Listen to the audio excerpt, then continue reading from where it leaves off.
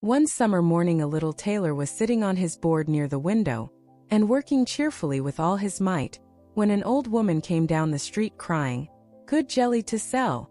Good jelly to sell!" The cry sounded pleasant in the little tailor's ears, so he put his head out of the window and called out, "Here, my good woman, come here if you want a customer." So the poor woman climbed the steps with her heavy basket, and was obliged to unpack and display all her pots to the tailor. He looked at every one of them, and lifting all the lids, applied his nose to each and said at last, "The jelly seems pretty good. You may weigh me out 4/2 ounces, or I don't mind having 1/4 of a pound." The woman, who had expected to find a good customer, gave him what he asked for, but went off angry and grumbling. "This jelly is the very thing for me," cried the little tailor. "It will give me strength and cunning."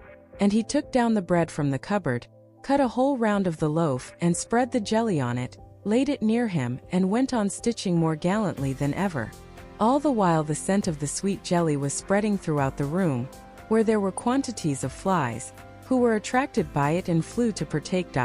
"Now then, who asked you to come?" said the tailor, and drove the unbidden guests away. But the flies, not understanding his language, were not to be got rid of like that, and returned in larger numbers than before. Then the tailor, not being able to stand it any longer, took from his chimney corner a ragged cloth, and saying, "Now I'll let you have it," beat it among them unmercifully. When he ceased and counted the slain, he found 7 lying dead before him. "This is indeed somewhat," he said, wondering at his own gallantry. "The whole town shall know this." So he hastened to cut out a belt, and he stitched it and put on it in large capitals, 7 at one blow. "The town, did I say?" said the little tailor. "The whole world shall know it." And his heart quivered with joy like a lamb's tail. The tailor fastened the belt round him, and began to think of going out into the world, for his workshop seemed too small for his worship. So he looked about in all the house for something that it would be useful to take with him, but he found nothing but an old cheese, which he put in his pocket. Outside the door he noticed that a bird had got caught in the bushes, so he took that and put it in his pocket with the cheese. Then he set out gallantly on his way, and as he was light and active he felt no fatigue. The way led over a mountain, and when he reached the topmost peak he saw a terrible giant sitting there, and looking about him at his ease. The tailor went bravely up to him, called out to him, and said, "Comrade, good day. There you sit looking over the wide world. I am on the way thither to seek my fortune. Have you a fancy to go with me?" The giant looked at the tailor contemptuously and said, "You little rascal! You miserable fellow! Don't forget to subscribe and leave a like if you want to see more videos like this." "That may be," answered the little tailor, and undoing his coat he showed the giant his belt. "You can read there whether I am a man or not." The giant read, 7 at one blow, and thinking it meant men that the tailor had killed, felt at once more respect for the little fellow. But as he wanted to prove him, he took up a stone and squeezed it so hard that water came out of it. "Now you can do that," said the giant. "That is, if you have the strength for it." "That's not much," said the little tailor. "I call that play." And he put his hand in his pocket and took out the cheese and squeezed it, so that the whey ran out of it. "Well," said he, "what do you think of that?" The giant did not know what to say to it, for he could not have believed it of the little man. Then the giant took up a stone and threw it so high that it was nearly out of sight. "Now, little fellow, suppose you do that." "Well thrown," said the tailor. "But the stone fell back to earth again. I will throw you one that will never come back." So he felt in his pocket, took out the bird, and threw it into the air. And the bird, when it found itself at liberty, took wing, flew off, and returned no more. "What do you think of that, comrade?" asked the tailor. "There is no doubt that you can throw," said the giant, "but we will see if you can carry." He led the little tailor to a mighty oak tree which had been felled, and was lying on the ground, and said, "Now, if you are strong enough, help me to carry this tree out of the wood." "Willingly," answered the little man. "You take the trunk on your shoulders, I will take the branches with all their foliage, that is much the most difficult." So the giant took the trunk on his shoulders, and the tailor seated himself on a branch, and the giant, who could not see what he was doing, had the whole tree to carry, and the little man on it as well. And the little man was very cheerful and merry, and whistled the tune. There were 3 tailors riding by, as if carrying the tree was mere child's play.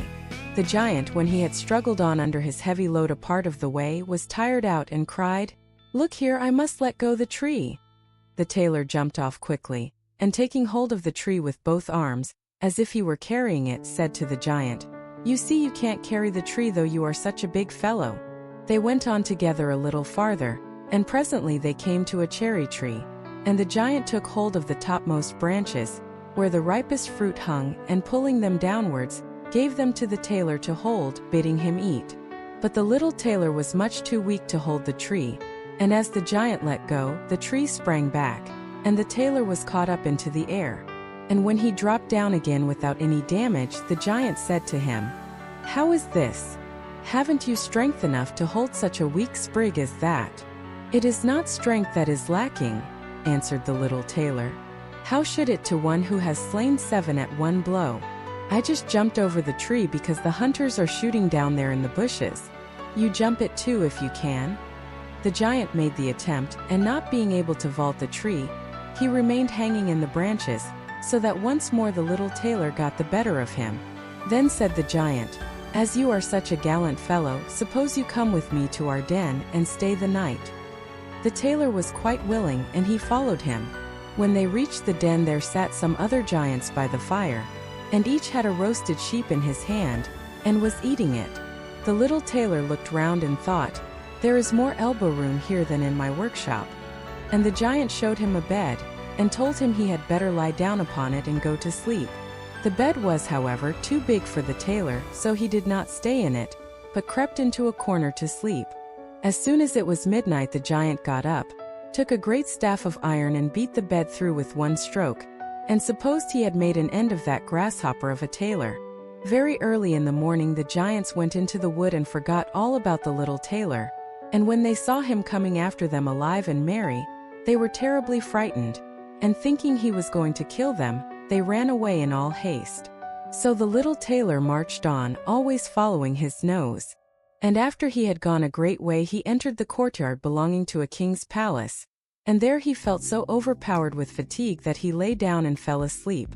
In the meanwhile came various people, who looked at him very curiously, and read on his belt, 7 at one blow. "Oh," said they, "why should this great lord come here in time of peace? What a mighty champion he must be." Then they went and told the king about him, and they thought that if war should break out, what a worthy and useful man he would be, and that he ought not to be allowed to depart at any price. The king then summoned his council, and sent one of his courtiers to the little tailor to beg him, so soon as he should wake up, to consent to serve in the king's army. So the messenger stood and waited at the sleeper's side until his limbs began to stretch, and his eyes to open, and then he carried his answer back. And the answer was, "That was the reason for which I came," said the little tailor. "I am ready to enter the king's service." So he was received into it very honorably, and a separate dwelling set apart for him. But the rest of the soldiers were very much set against the little tailor, and they wished him 1,000 miles away. "What shall be done about it?" they said among themselves. "If we pick a quarrel and fight with him, then 7 of us will fall at each blow. That will be of no good to us." So they came to a resolution, and went all together to the king to ask for their discharge. "We never intended," said they, "to serve with a man who kills 7 at a blow." The king felt sorry to lose all his faithful servants because of one man, and he wished that he had never seen him, and would willingly get rid of him if he might. But he did not dare to dismiss the little tailor for fear he should kill all the king's people, and place himself upon the throne. He thought a long while about it, and at last made up his mind what to do. He sent for the little tailor, and told him that as he was so great a warrior, he had a proposal to make to him. He told him that in a wood in his dominions dwelt 2 giants, who did great damage by robbery, murder, and fire, and that no man durst go near them for fear of his life, but that if the tailor should overcome and slay both these giants, the king would give him his only daughter in marriage, and half his kingdom as dowry, and that 100 horsemen should go with him to give him assistance. That would be something for a man like me, one thought the little tailor. A beautiful princess and half a kingdom are not to be had every day. And he said to the king, "Oh yes, I can soon overcome the giants, and yet have no need of the 100 horsemen. He who can kill 7 at one blow has no need to be afraid of 2. So the little tailor set out, and the 100 horsemen followed him. When he came to the border of the wood, he said to his escort, "Stay here while I go to attack the giants." Then he sprang into the wood and looked about him right and left. After a while he caught sight of the 2 giants. They were lying down under a tree asleep, and snoring so that all the branches shook. The little tailor, all alive, filled both his pockets with stones and climbed up into the tree, and made his way to an overhanging bough, so that he could seat himself just above the sleepers, and from there he let one stone after another fall on the chest of one of the giants. For a long time the giant was quite unaware of this, but at last he waked up and pushed his comrade and said, "What are you hitting me for?" "You are dreaming," said the other. "I am not touching you." And they composed themselves again to sleep, and the tailor let fall a stone on the other giant. "What can that be?" cried he. "What are you casting at me?" "I am casting nothing at you," answered the first, grumbling. They disputed about it for a while, but as they were tired, they gave it up at last, and their eyes closed once more. Then the little tailor began his game anew, picked out a heavier stone and threw it down with force upon the first giant's chest. "This is too much," cried he, and sprang up like a madman and struck his companion such a blow that the tree shook above them. The other paid him back with ready coin, and they fought with such fury that they tore up trees by their roots to use for weapons against each other, so that at last they both of them lay dead upon the ground. And now the little tailor got down. "Another piece of luck," said he, "that the tree I was sitting in did not get torn up too, or else I should have had to jump like a squirrel from one tree to another." Then he drew his sword and gave each of the giants a few hacks in the breast, and went back to the horsemen and said, "The deed is done, I have made an end of both of them. But it went hard with me, in the struggle they rooted up trees to defend themselves, but it was of no use, they had to do with a man who can kill 7 at one blow." "Then are you not wounded?" asked the horseman. "Nothing of the sort," answered the tailor. "I have not turned a hair." The horsemen still would not believe it, and rode into the wood to see, and there they found the giants wallowing in their blood, and all about them lying the uprooted trees. The little tailor then claimed the promised boon, but the king repented him of his offer, and he sought again how to rid himself of the hero. "Before you can possess my daughter and the half of my kingdom," said he to the tailor, "you must perform another heroic act. In the wood lives a unicorn who does great damage. You must secure him. A unicorn does not strike more terror into me than 2 giants. 7 at one blow. That is my way," was the tailor's answer. So, taking a rope and an axe with him, he went out into the wood, and told those who were ordered to attend him to wait outside. He had not far to seek. The unicorn soon came out and sprang at him, as if he would make an end of him without delay. "Softly, softly," said he, "most haste, worse speed," and remained standing until the animal came quite near. Then he slipped quietly behind a tree. The unicorn ran with all his might against the tree and stuck his horn so deep into the trunk that he could not get it out again, and so was taken. "Now I have you," said the tailor, coming out from behind the tree, and putting the rope round the unicorn's neck, he took the axe, set free the horn, and when all his party were assembled he led forth the animal and brought it to the king. The king did not yet wish to give him the promised reward, and set him a third task to do. Before the wedding could take place, the tailor was to secure a wild boar which had done a great deal of damage in the wood. The huntsmen were to accompany him. "All right," said the tailor, "this is child's play." But he did not take the huntsmen into the wood, and they were all the better pleased, for the wild boar had many a time before received them in such a way that they had no fancy to disturb him. When the boar caught sight of the tailor, he ran at him with foaming mouth and gleaming tusks to bear him to the ground, but the nimble hero rushed into a chapel which chanced to be near, and jumped quickly out of a window on the other side. The boar ran after him, and when he got inside the door shut after him, and there he was imprisoned, for the creature was too big and unwieldy to jump out of the window too. Then the little tailor called the huntsmen that they might see the prisoner with their own eyes. And then he betook himself to the king, who now, whether he liked it or not, was obliged to fulfill his promise, and give him his daughter and the half of his kingdom. But if he had known that the great warrior was only a little tailor, he would have taken it still more to heart. So the wedding was celebrated with great splendor and little joy, and the tailor was made into a king. One night the young queen heard her husband talking in his sleep and saying, "Now boy, make me that waistcoat and patch me those breeches, or I will lay my yard measure about your shoulders." And so, as she perceived of what low birth her husband was, she went to her father the next morning and told him all, and begged him to set her free from a man who was nothing better than a tailor. The king bade her be comforted, saying, "Tonight leave your bedroom door open, my guard shall stand outside. And when he is asleep they shall come in and bind him and carry him off to a ship, and he shall be sent to the other side of the world."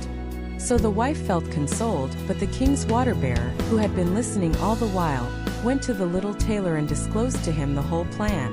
"I shall put a stop to all this," said he. At night he lay down as usual in bed, and when his wife thought that he was asleep, she got up, opened the door and lay down again. The little tailor, who only made believe to be asleep, began to murmur plainly, "Now boy, make me that waistcoat and patch me those breeches, or I will lay my yard measure about your shoulders. I have slain 7 at one blow, killed 2 giants, caught a unicorn, and taken a wild boar, and shall I be afraid of those who are standing outside my room door?" And when they heard the tailor say this, a great fear seized them. They fled away as if they had been wild hares, and none of them would venture to attack him. And so the little tailor all his lifetime remained a king.